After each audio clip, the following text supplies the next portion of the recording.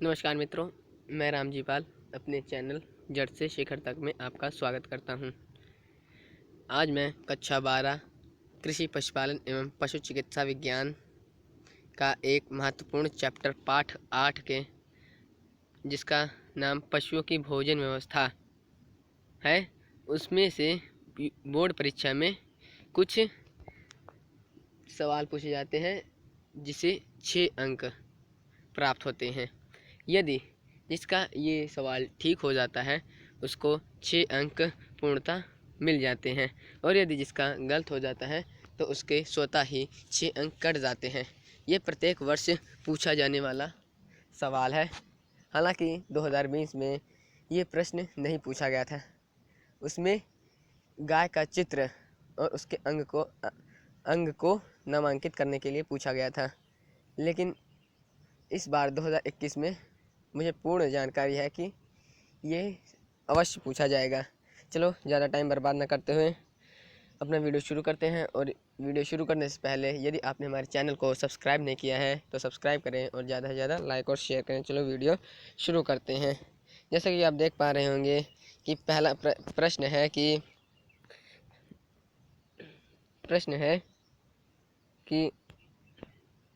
400 kilogram वजन वाली एक गाय के लिए जो प्रतिदिन 6 लीटर, यहाँ पर 6 रहेगा, 6 लीटर दूध देती है, अगस्त माह का एक दिन का राशन ज्ञात करो। हमें इसका प्रश्न समझा देते हैं हम आपको कि एक गाय 400 किलोग्राम वजन की है और वो एक दिन में 6 लीटर दूध देती है, तो अगस्त माह में एक दिन का राशन कैसे आप ज्ञात करेंगे। चलो इसका हल देखते हैं। जैसा आप देख पा रहे होंगे कि 100 किलोग्राम वजन पर शुष्क पदार्थ देंगे। यदि गाय है तो उसे हम, यदि उसका वजन 100 किलोग्राम है तो हम उसे 2.5 किलोग्राम शुष्क पदार्थ देंगे। यदि वह एक संकर गाय है या एक भैंस है, यदि भैंस है तो उसे हम 100 किलोग्राम शरीर भार पर 3 किलोग्राम उसे 3 किलोग्राम शुष्क पदार्थ देंगे यदि संकर गाय या भैंस है। ठीक, यहाँ पर एक साधारण गाय दी गई है, तो इसका मतलब कि 100 किलोग्राम वजन पर शुष्क पदार्थ हम 2.5 किलोग्राम देंगे। तो यदि हम 1 किलोग्राम वजन पर शुष्क पदार्थ की मात्रा ज्ञात करें तो 2.5/100 किलोग्राम हो जाएगा। और जब हमें पता है कि यहाँ पर देखिए कि यहाँ पर उसका वजन 400 किलोग्राम है, ठीक, तो यहाँ पर हम 400 से उसको गुणा कर देंगे और 400 किलोग्राम वजन पर शुष्क पदार्थ कितना देंगे वो हमें पता लग जाएगा। जैसा कि हमने जब कैलकुलेट किया तो 2.5/100 गुणे 400, ठीक, 2 जीरो से 2 जीरो कट गया, 2.5 चौके 100 मतलब 10 होता है। ठीक, तो यहाँ पर 10 किलोग्राम आ गया है। अब ये तो गया उसके वजन पर मात्रा। यदि हम अब दाने पर आते हैं तो ये हमें पता है कि एक स्वस्थ गाय के लिए, उसके शरीर की रक्षा के लिए हमें 1 किलोग्राम दाना अवश्य देना होता है। ठीक, 1 किलोग्राम दाना अवश्य देना होता है। यदि वह भैंस या संकर गाय है तो ये दाना की मात्रा, इसकी मात्रा 1.5 किलोग्राम हो जाती है। ठीक, 1.5 किलोग्राम हो जाती है, क्योंकि ये एक साधारण गाय है इसलिए इसे 1 किलोग्राम ही देंगे। अब ये 1 किलोग्राम अलग से। और अब दूसरा स्टेप आता है कि दूध उत्पादन है, तो यदि गाय जो है वो 3 किलोग्राम दूध दे रही है, ठीक, यदि एक साधारण गाय है 3 किलोग्राम दूध दे रही है तो उसे हम दाना 1 किलोग्राम देंगे। ठीक, 1 किलोग्राम दाना अलग से देंगे। और यदि यहीं पर यदि भैंस पूछ ली जाती, भैंस या संकर गाय पूछ ली जाती, ठीक, संकर गाय, तो उन्हें हम जो है वो 2.5 किलोग्राम दूध 1 किलोग्राम दाना देंगे। ठीक, 1 किलोग्राम दाना देंगे ये देखिए लिखा है 3 किलोग्राम दूध पर दाना 1 किलोग्राम। उसी प्रकार 6 किलोग्राम पर दाना, यदि हम 3 किलोग्राम पर 1 किलोग्राम 3 किलोग्राम दूध पर 1 किलोग्राम दाना दिया जा रहा है, ठीक उसी प्रकार 6 किलोग्राम दूध पर हम 2 किलो दाना देंगे। अब कुल दाने की मात्रा, एक दाने की मात्रा तो ये हो गई थी और दूसरे दाने की मात्रा ये हो गई थी। ठीक, अब 1 + 2 = 3 आ गया। ठीक, अब 3 किलोग्राम दाना हो गया। अब दिए गए 3 किलोग्राम दाने, मतलब कि जो दाना होता है शुष्क पदार्थ होता है, नहीं, जो दाना हमने दिया उसमें भी कुछ शुष्क पदार्थ होता है। तो ये शुष्क पदार्थ की मात्रा हम किस प्रकार से ज्ञात करेंगे? देखिए, हमें पता है कि 100 किलोग्राम शुष्क पदार्थ में 100 किलोग्राम दाने में शुष्क पदार्थ की मात्रा 90 किलोग्राम होती है। ठीक, ये तो हमें पता ही है कि 100 किलोग्राम दाने में शुष्क पदार्थ की मात्रा 90 किलोग्राम होती है। यदि हम 1 किलोग्राम दाने का ज्ञात करें तो 1 किलोग्राम दाने में शुष्क पदार्थ की मात्रा बराबर 90/100 किलोग्राम। और उसी प्रकार यदि हम 3 किलोग्राम दाने में देखें तो 90/100 गुणे 3। ठीक, 3 तो 1 0 से 1 0 कट गया।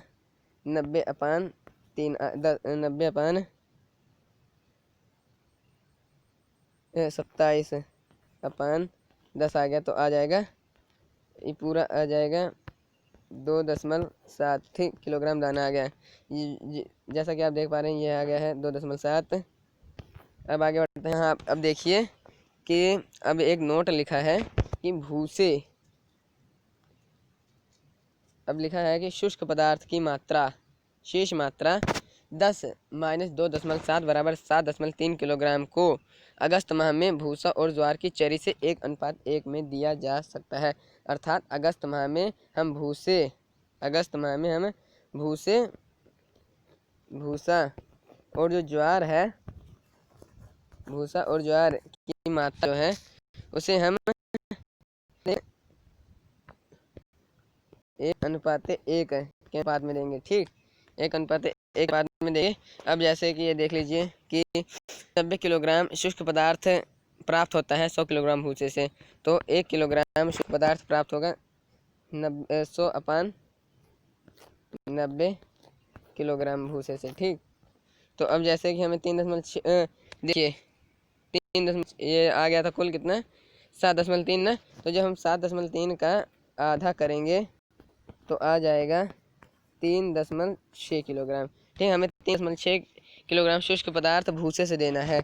तो हमें पता है कि 90 किलोग्राम शुष्क पदार्थ प्राप्त होता है 100 किलोग्राम भूसे से, तो हम 1 किलोग्राम शुष्क पदार्थ की मात्रा ज्ञात कर लेते हैं। तो आ जाएगा 100/90। उसी प्रकार हम 3.6 जो आया था उसके में शुष्क पदार्थ की मात्रा ज्ञात कर लेंगे, तो हो जाएगा 100/90 गुणे 3.6।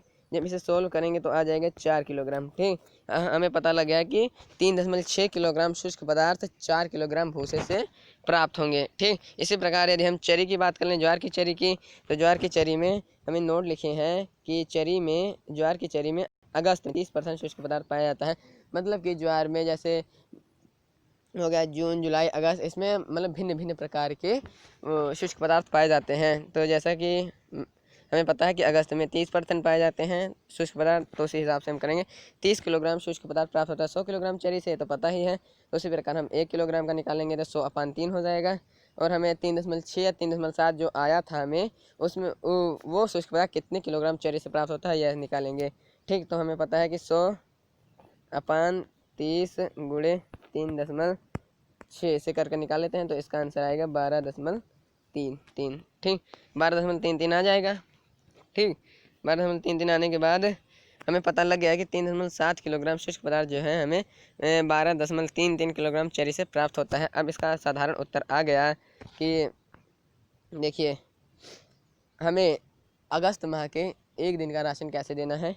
तो भूसा 4 किलोग्राम देना है, जैसा कि ऊपर आया है हमें पता है। जैसे कि ये भूसे की मात्रा आई है 4 किलोग्राम, ये देखिए 4 किलोग्राम आई है।